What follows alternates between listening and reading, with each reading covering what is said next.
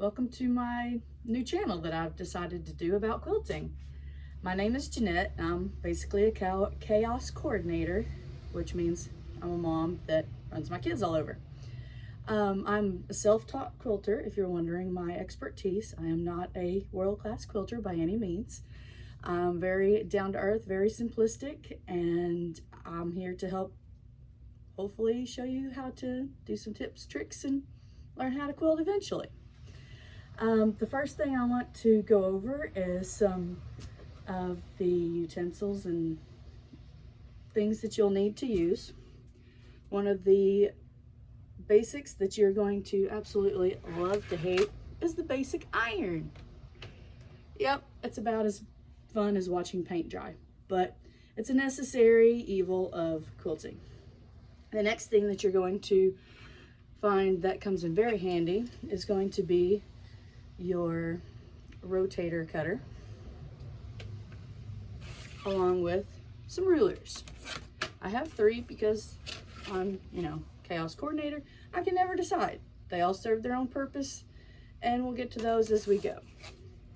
A cutting mat for our rotator cutter, because everybody knows that you don't touch the scissors that cuts the fabric. So you have a cutting board so you do not dull your blades. Another helpful thing is pins, because we don't want our pieces escaping all over the room. Thread ripper, because hem ripper, whatever you want to call it, because we all make mistakes. Keep it handy. And your basic everyday scissors for everything. Okay. The next thing I would like to do is, and don't forget your sewing machine. That's very important. Unless you want to do it by hand. If you want to do it by hand, knock yourself out. All right, let's go over the basics of some quilts. You've seen lots and lots and lots of quilts, right? Here's just a very few of mine that I'm using to cover up my chaos. So, think about quilts in geometric shapes.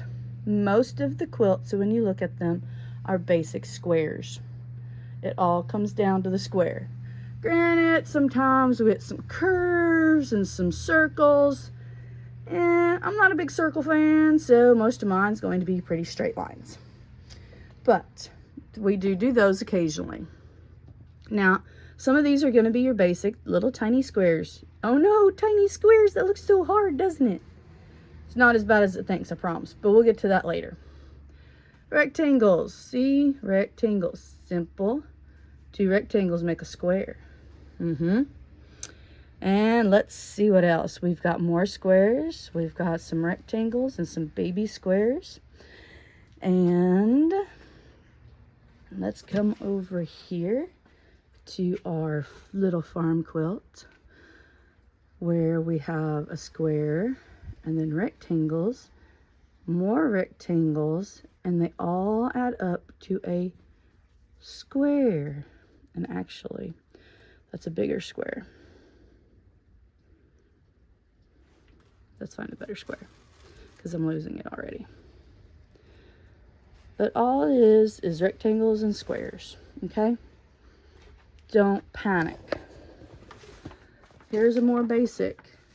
Rectangles, rectangles, guys, squares, squares, rectangles and squares. What we're going to do is learn how to do some very basics of these. Another thing that makes a quilt interesting and stand out is when we quilt it, the embellishments that we add. In this case, it's our frogs. And our little baseball quilt here, it's our little baseball guys that I decided to add. And then, because I am from Arkansas, we had to add the razorback. And I made my own stencil for that, but that's a long ways down the road, don't panic.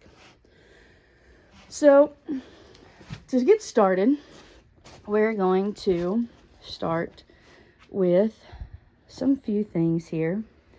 This is our basic tiny squares, squares, squares, big triangles, medium triangles, little triangles, more rectangles, strips, my box of scraps, my little stash of extra pieces from quilts that I've done. You too, after you follow me, can have your own stack of scraps and extras, and some of us may never run out of scraps until we die. No, seriously, I collect all kinds of scraps. Anyway, so for our first lesson, we're going to learn how to do basic things. We're going to work on how to cut our fabric, how to measure and cut our fabric. So, give me a second here to set up my little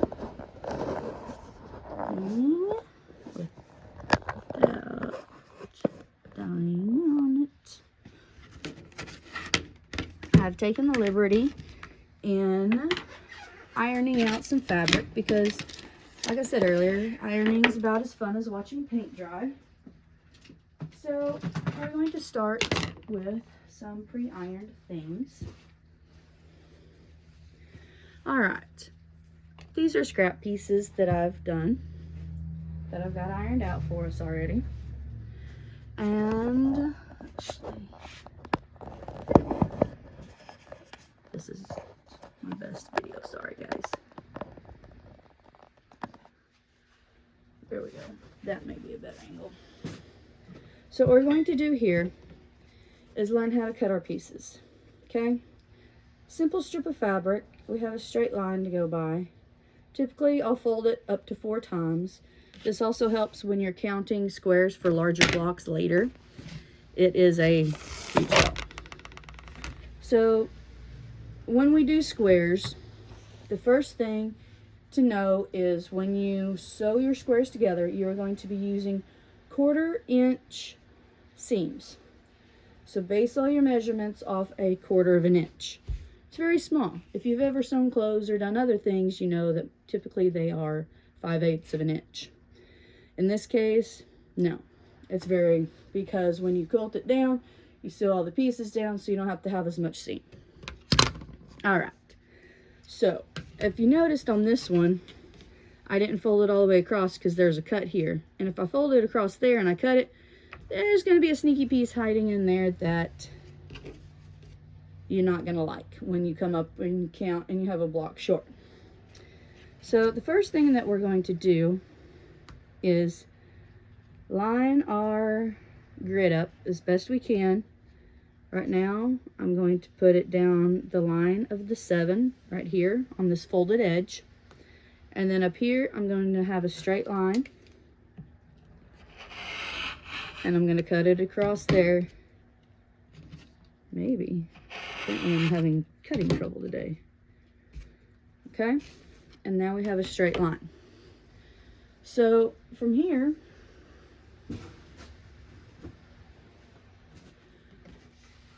let's do something simple. Let's do 3-inch blocks. So if we're going to do 3-inch blocks, we have to remember that we need an extra 1/4 inch on each side. 1/4 plus a 1/4 is a 1/2. So if we want a 3-inch block, we actually have to cut it 3 1/2. So the next step is we're going to put our ruler down. We're going to find the 3 1/2 mark over here on our ruler. And then this side right here is going to be the side that we cut. But that's not a square, is it? That's a strip still. It's okay. Stay with me for a sec. Roll it across there. 3 1/2 inch strip. Okay? Yeah, you see the edges right there? This is why we stop right there. Lo and behold, that's our next step. We're going to line our ruler up along the first edge here, our 3 1/2 edge there, and we're going to cut off this end to make it simple to work with. Right there. Get those pieces out of the way. So now we have clean cut lines on 3 sides. Our next step, we're going to use our ruler. We have 3 1/2 here, 3 1/2 here, 3 1/2 here, 3 1/2 here for our 3 1/2 inch square. And thus, our 3.5 inch square. We're going to set that over there for a second. Come over here to our other fabric. We're not going to do a lot of blocks today because we're just covering some basics. This piece is a little bigger. Typically, like I said, I don't fold it more than 4 times because once you get to a certain point, your rotator cutter doesn't like to cut it. And it becomes a little wonky. It's just my personal preference. Okay. So once again, we're going to line up our back edge that's the straightest with our ruler. And then we're going to hold it down and make a cut. We don't have to go all the way across because that's going to get cut off here in a sec. Okay. Then we're going to come back over here again. We're going to line up all of our lines. 3.5 across this way. I think I have it turned backward, but that's okay. And then we're going to cut down here. All right. I'm going to turn it to where we can get to it. It doesn't matter as long as you know how to subtract and add and do all the things. It doesn't have to be right at the 1 to 3.5. I'm all the time moving my rulers around, doing math in my head between 10 and 17 and 6 and 2 and all the things. So anyway, let's go back to the 3.5 here. So we have 3.5 inches right here down the strip. 3.5 line right there, and our line up here. Okay, so the edge of our fabric is right here. I'm not going to leave a lot of lip because that's where it's folded. We don't have to have a lot of extra space. We want to conserve as much fabric as possible. All right, so we cut there. Now we have our straight edge, 3 sides. Okay, once again, turn our ruler to where we have 3.5, 3.5, 3.5. And cut. And once again, we have more 3.5 inch squares. So we're going to use these 2 squares and we're going to make ourselves a little block. I have 8 pieces because we cut 4. If I cut one more, I can do a little 9 square. And I think that's exactly what I'm going to do if I have enough scrap fabric. So I'm going to unfold it, throw my ruler down, and it looks like I'm going to be just in luck here. I barely have it. So I'm going to quickly get me out one more little square. I did 2 sides. Super easy. See, I'm just barely leaving any space whatsoever. I hate wasting fabric, and a lot of the magazines these days have waste fabric, and it makes me crazy. Anyway, okay, so now we have 5 gold blocks and 4 leaf blocks. So we're going to take it over here to our sewing machine.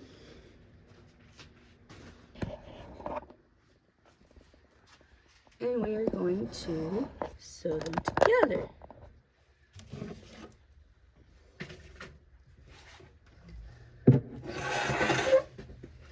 I already have